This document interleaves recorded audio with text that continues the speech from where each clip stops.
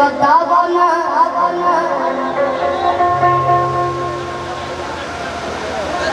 कि लागे मेकअप पर धुआं मरिया हो जाए, हो लागे मेकअप पर धुआं मरिया हो जाए कि हम गोर बानी राजा करेया।